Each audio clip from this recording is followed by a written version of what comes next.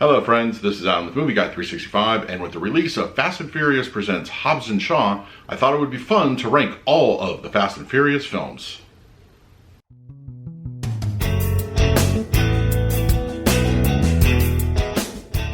If you're new to the channel, please hit the like button, subscribe, hit that bell notification. Put out videos every single day. You can also find me over Twitter and Instagram at MovieGuy365, as well as over at the Disney Magic Hour podcast. We do weekly shows over there. Link is in the description. And finally, I'm having a giveaway for a digital copy of Avengers Endgame in 4K. All you need to do is enter is be subscribed to the channel and hashtag MovieGuy365 in the comment section. You have until August 14th to comment in this video or any future video until then, and I will select somebody randomly at my 1-year anniversary YouTube video on August 15th.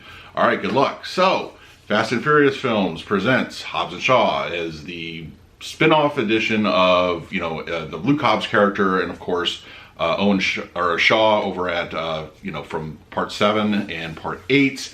So, how do all these films rank up next to each other? Now, of course, lists like these are very subjective, so everybody's going to have favorites and, films they just can't stand, or just like some that are less beloved than others. These are dumb action films, so at the end of the day, it's not like ranking, the Star Wars films or anything, but it's still a fun thing to do because there's so many of them, and I enjoy them all in some way, shape, or form. I really do. And yes, even the out of bounds laws of gravity that we are getting in these films, I still enjoy them. They're great action films. So I'm going to give you my personal list, and I'm including Hobbs and Shaw in this because I did see this on Friday, and I had time to let it marinate and think about where I would put it on the list.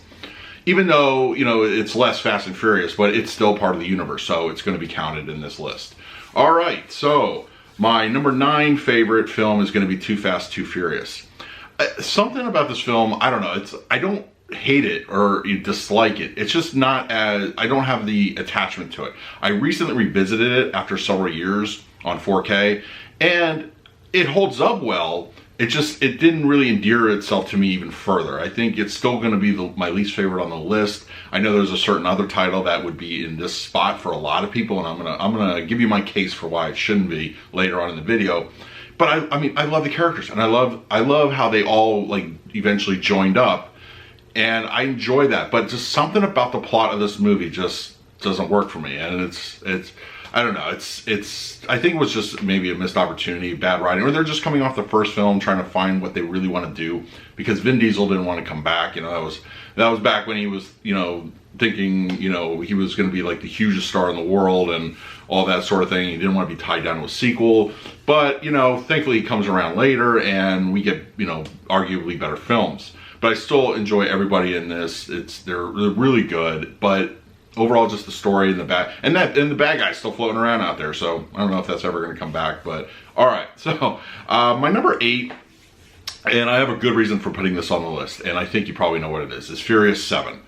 When Paul Walker passed, it was during production of this film, and what they were able to put together just felt a little bit disjointed because you had that heavy cloud weighing over the film, and it was a good plot, for what we got here, but you could tell that, where they had to insert digital, imagery of Paul Walker, and it disrupted the flow overall of the film.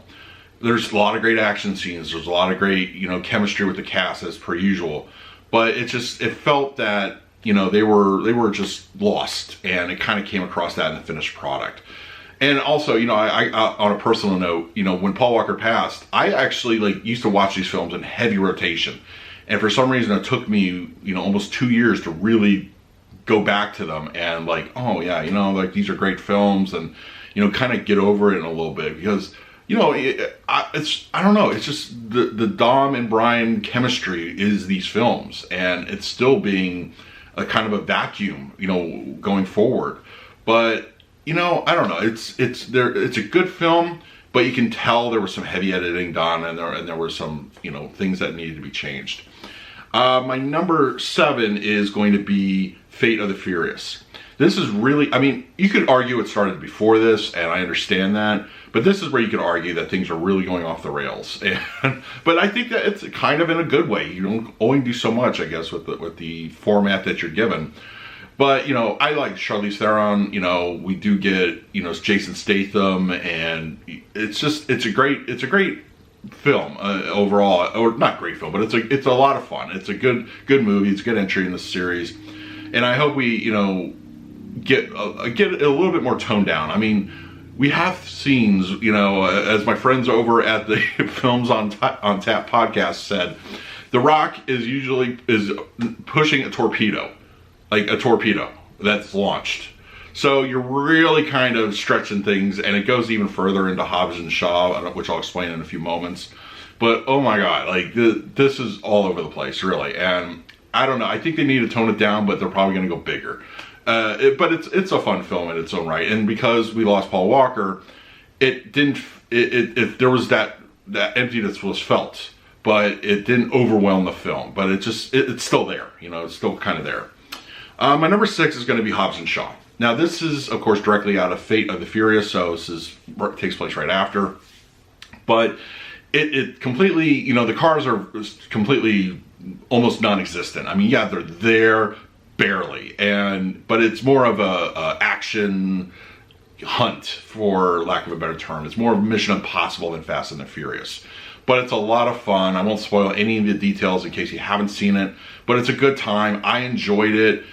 Overall, really good. It kind of a few issues here with the Idris Elba's character. Not Idris Elba himself. He's amazing. I wish he had more to do in this film. But those things were just kind of like, all right, you built this really great villain, and then kind of falls flat a little bit. You saw all the good stuff in the trailers. My number 5 is going to be Fast and Furious 6. This was one, honestly, I was actually down on when I first saw it. I think I was really disappointed, but it actually grew on me in subsequent viewings. I think it just has a lot to do with just going back and, okay, I'm picking this thing out. And then, of course, Gal Gadot goes on to be Wonder Woman after this film, and it's like, oh yeah, she was in these films. Anyway, all right, so those are going to be the first half of the list, so join me for the second half. All right, so my number 4 on this list is going to be Tokyo Drift. I know this is going to be the last one on many people's list, and I can understand why you would do that. But I think this one was unfairly judged, and it's just hear me out for just a second. So basically, this suffers from the Halloween 3 syndrome, because it was, you got Halloween 1, Halloween 2, Michael Myers.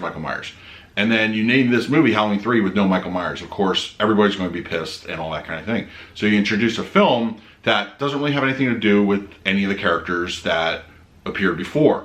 I can understand that frustration, but I think overall it's a great car movie. It's a great movie. I enjoy, Hoss as Sean. Like, I really enjoy his characters, and of course we got Han in this movie. I think Justin Lin did a great job directing. I really enjoy this movie. I think it just gets unfairly trashed. And it looks by the way, just a side note, it looks fantastic on 4K. Just those colors pop like crazy. But anyway, I enjoy it. And of course, this got pretty much retconned in later films, to include, what happens to Han. And of course, we do have a Vin Diesel cameo at the end where he decides to finally want to be part of the Fast and Furious movies again.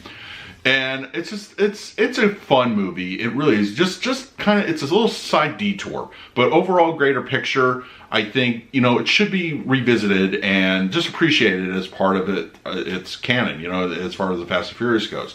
Because that's when the timelines start getting crazy and all that other thing. But anyway, and it's funny because I don't really see that similar backlash with Hobbs and Shaw yet. That has really nothing to do with the Fast and Furious films, but because it was pretty much labeled at the get-go from a spin-off perspective, that might be why it's getting a pass in that respect. Was it a bad name, or should have just been kind of like a spin-off? But you know what? Anyway, I enjoy the movie, and I think you really should revisit it. It's not bad whatsoever. Yeah, there's a couple corny moments, but that's what these movies are. There's terrible writing at sometimes. But they're fun, and I really do enjoy Tokyo Drift. My number 3 is going to be the original of The Fast and the Furious. I still like this one a lot. It does look a little rough when you go back and watch it, considering when it was made. But once again, it's the first movie that started it all, and I think it definitely needs to be given the respect. And overall, it's a good movie. And you can see, like, if you go back to it now, it's definitely one of those things where, like, okay, well, they like these aspects and then they use them for later films, and then they dropped other aspects and you never see or hear from them again. And that pertains to certain characters or story elements or that kind of thing.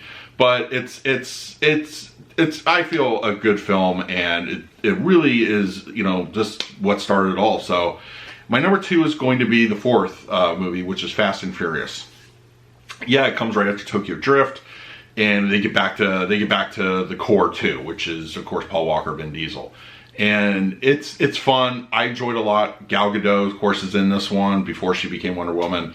And it's a good film. It's a lot of fun, and of course, I like that these films don't typically kill off all the bad guys, you know, and that they're kind of floating around out there, and they do come back in, you know, in certain ways in the future. So I appreciate those little touches and characters that show up later on. And this is like where we, you know, of course we get to see Han again, which apparently takes place before Tokyo Drift. So, you know, it's a good film. I think Justin Lin did a great job on this one as well. My number 1 is going to be Fast 5. And I think this is really a lot of people's number 1. This was basically the Avengers of the Fast and Furious films, because, you know, everybody from all the films pretty much is here, and it's a good story. It takes place in Brazil. It's a heist. I think everything absolutely works in this movie. I think the cast is at the top of their game. It's fun. It's crazy. It's just awesome all around. My favorite, personally, I go back to this one a lot. I think 4 and 5 I usually watch together because of connective tissue. But yeah, I revisit these films a lot, and I think these two more than most. But yeah, Fast 5 is absolutely my favorite. Okay, so let me know in the comments below, what is your favorite Fast and Furious film? Are you a fan of all the movies, only some? Let me know. And in the meantime, please like, subscribe, hit that bell notification. I put out videos every single day. So until next time, this is Adam with Movie Guy 365. I will see you at the movies.